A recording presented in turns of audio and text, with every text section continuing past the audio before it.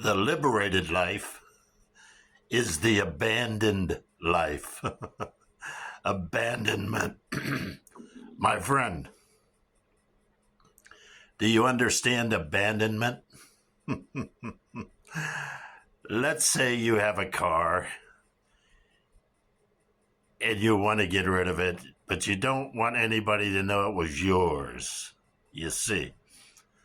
So you're riding along and you have somebody following you and you pull alongside of the turnpike and you take the plates off and you take off the serial numbers and you take everything out of it that would identify it as being you, the owner. And you get in your friend's car and you ride away and you abandon that car. It's no longer yours. You gave up on it. Abandonment. See, that's what the walk with Christ is about. Abandonment of the old way that you've been living. Abandoning the life that you've been living from birth to when you found Christ or he found you and you became born again.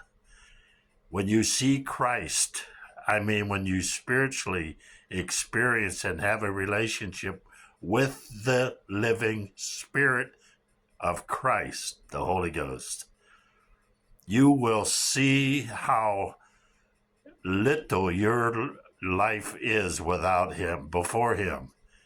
And you will then, because of that revelation, abandon your old way of living because you see something so much more greater, that the thing you were holding on to, this little thing called you, this little life that you've been living and struggling and living in fear and anxiety, and you've been trying to be the captain of your little boat. But when you see Christ, you abandon that fear and you abandon that little boat, and you now say, for me to live is Christ. But you got to see that to be able to let go of everything else. And it's living now without a net. You're not now trying to figure out your every move.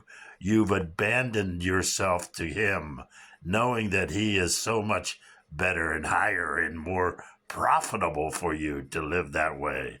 And you abandon yourself to him, living without a net. There's no net to catch you. There's nothing there in you to say, I got to figure this out, like you've been doing all your life so far.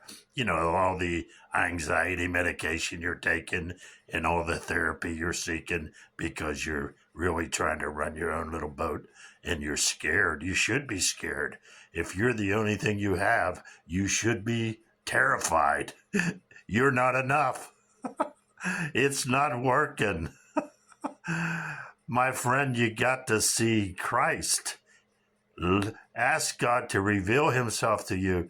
And soon as that happens, you will abandon your little world that you've been clutching onto and holding tight, and you'll be now living without a net because you'll be free, liberated, free as a bird. And beyond that, you'll be free of all the fear and bondage you've been living so far.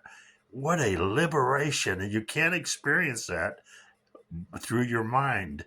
You got to, by faith, call upon the Lord and ask him to reveal himself to you so that you can be free of your little world.